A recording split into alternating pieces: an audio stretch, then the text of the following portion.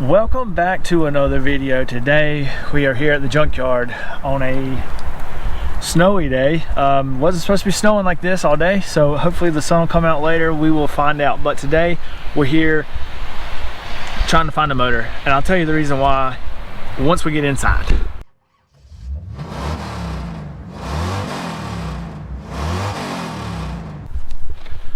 Alright,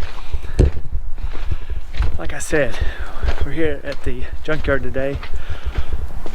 This particular junkyard is pull apart. I'm sure most of you have heard of. Unfortunately, it's snowing like crazy. Wasn't supposed to snow.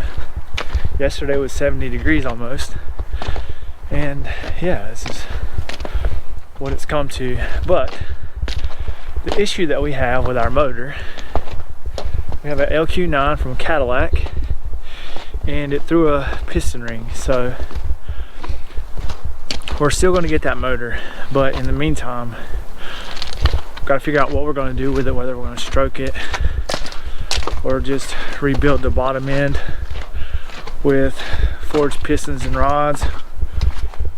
We got a lot to determine there, but for now, I'm going to see if I can find us a slightly used 5.3 here in the junkyard, pull it today on the, the best day ever to pull a motor. But the good news is I'm not really worried about other people being here because I'm pretty sure I'm the only one here. So let's see what we can find here. What we found here is a 2001 LM7 5.3 iron block. It's pretty complete. I was able to get it spin over. It's one of the easier ones. Unfortunately, it's super high, but with that being said, it's one of the most complete motors, engines, whatever you want to call it, out here. The only thing that it's missing is the cool packs, and there's another 5.3 over there that has the fuel rails and the cool packs and everything, so we can pull them from there. The exhaust and everything's already been taken out of this.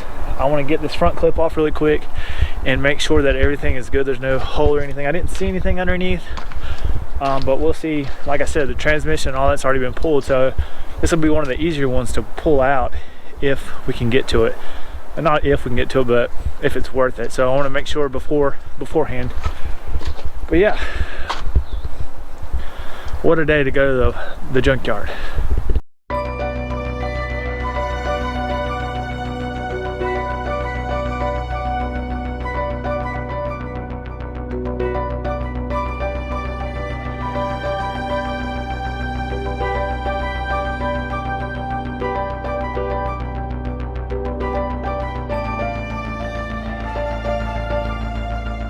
Well, we did it. It's all loaded up in the bed of the truck, and we are rolling out of here.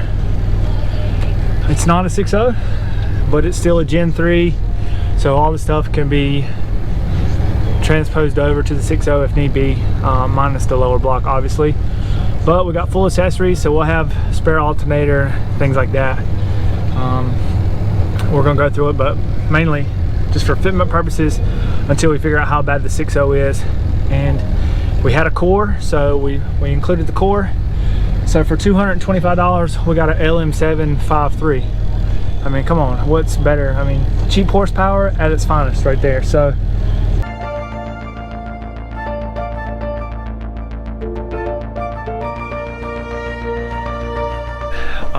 like I said, this is a Gen 3. The LQ9 that we have as well is also a Gen 3. So if we run like a Holly system or something like that, it could literally just be plug and play as far as all the connectors, and minus a few modifications with the tuning and things like that. But for now, this will be a great start to, one, get it in the Jeep, get it all fitted up, squared away, and two, if worst case scenario, we can run the 5.3 until we get something built, manufactured, buy something, the list goes on and on. There's lots of options, but truth be told, I paid $220 for this motor. So it's kind of hard to beat that. I mean, for 220 bucks, it's worth it. Even just for mock-up and things like that. And like I said, we're probably going to use this for spares. So anyways, I'll get the motor on I'll get it on an engine stand. We'll start tearing it down to the block, heads, things like that, get it all cleaned up, and refresh this joker. That way, worst case scenario, it'll be ready to go in Tinkerita here.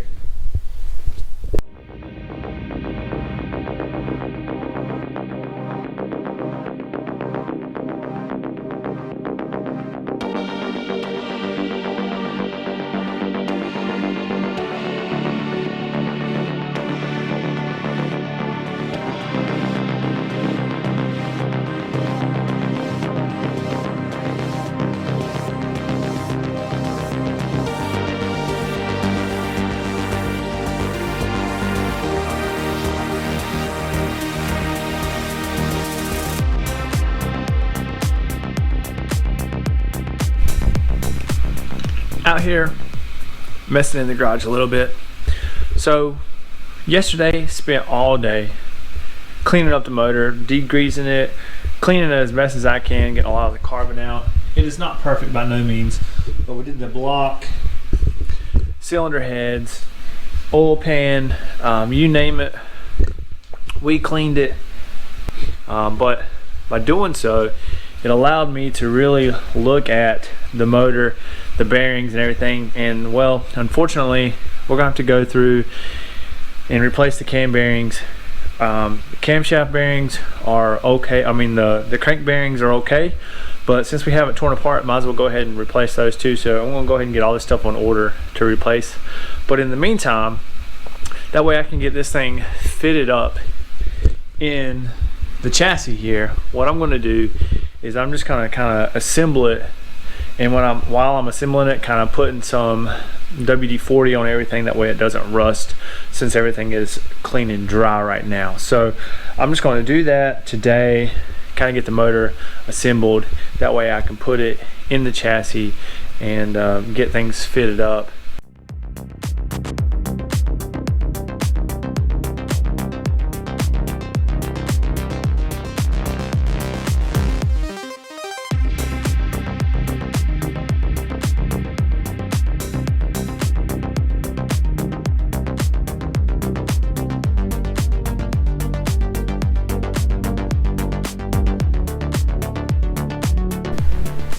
We made big plans, or big steps rather. And as you see, there's nothing holding the motor in, except for its motor mounts. So we got those kind of temporarily in place. There's no transmission behind it, but I did put that, just the stock headers on there to see everything fits. It's super tight, but it does fit. There's lots of room up on top, and there's also lots of room underneath. That way I can build a skid plate underneath the motor as well. And with it being super low, we don't have to worry about anything interfering on top. There's plenty enough room to drop the motor in, so these bars worked out well. I'm going to work on getting our other bars that we can do some quick disconnects for structural strength out of the way, kind of get those mocked up in place, pick up our transmission, kind of get it situated down here on the back side. But you know, we're making some progress, and once we get the transmission in kind of just sitting here and mocked up, we'll do the transfer case as well, and that'll kind of depict where we need to move this motor. I think this is probably going to be pretty good where it is. However, you know, it might have to move an inch here or an inch there. Just want to give you guys an update. Got everything stripped out down here. Got our motor in place, just mocked up with some temporary motor mounts. Everything out of it. Got a quick disconnect for our flooring bar out of the way. Next thing that we want to do is get our transmission installed here. Gave it a nice little bath, so what I'm going to do is I'm going to slide it underneath here, see how it'll fit underneath, kind of get preliminary mock-ups. That way we can build this undercarriage and have it quick disconnect as well. That way the transmission can literally drop from the bottom if need be.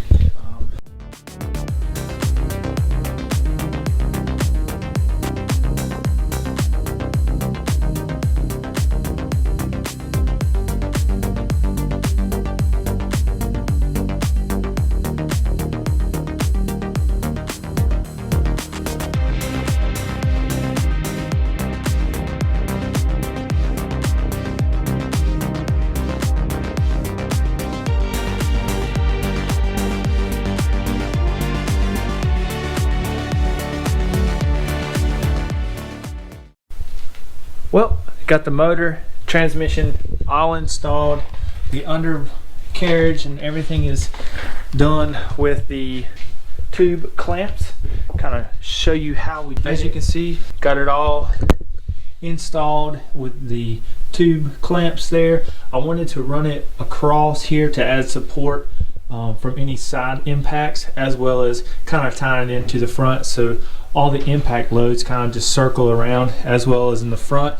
And then we'll go more forward once everything is finalized in its place. This way this piece can drop from the bottom and we can quickly remove the transmission if need be, as well as the transfer case. We'll have another support in the back for it. So for now, this is just for mock-up purposes, because when we do get our Behemoth drivetrain Colossus case and adapters and all that installed, we can finally adjust the placement of everything. Right now it's just kind of tack welded in place.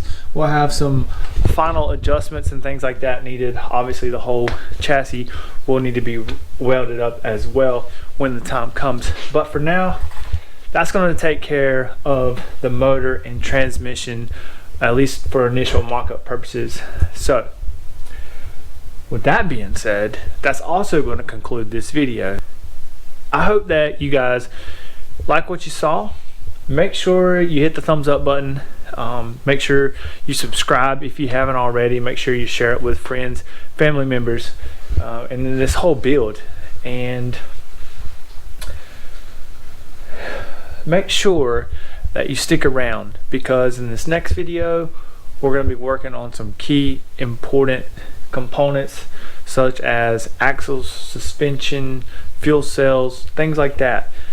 So make sure you stay tuned for the upcoming videos. But